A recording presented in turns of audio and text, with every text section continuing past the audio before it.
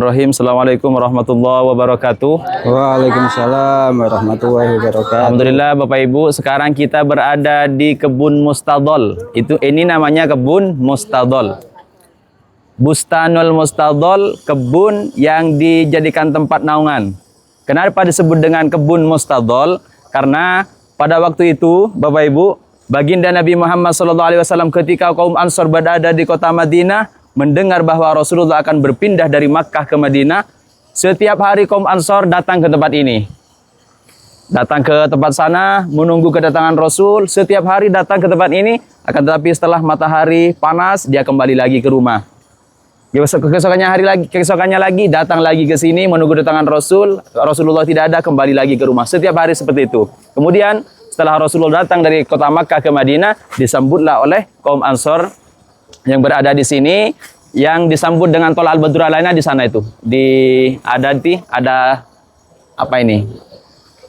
Yang ada tembok itu di sebelahnya sananya lagi, itu tempat penyambutan baginda Nabi Muhammad SAW, yaitu disebut dengan tol al-badru alaina. Nah, kemudian pada waktu itu Rasulullah Muhammad SAW ini punya selendang, dan selendang itu dikerudungkan kepada Sayyidina Abu Bakar.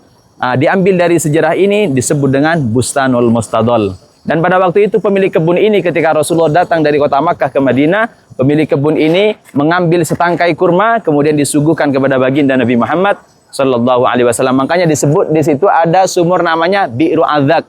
Adzak itu adalah satu tangkai kurma, bahasanya diambil dari satu tangkai kurma kemudian diberikan kepada baginda Nabi Muhammad Sallallahu Alaihi Wasallam. Dan sumur Adzak sekarang di sini di atasnya tidak kelihatan sumur, tapi di bawahnya masih ada airnya. Kita bisa minum juga di sana, bisa wudhu di sana, tapi hari ini kita tidak masuk karena waktunya mungkin tidak memungkinkan ya. Untuk tahun sebelumnya, bulan sebelumnya kita semua bisa masuk ke sana karena waktunya itu bisa berangkat agak pagi.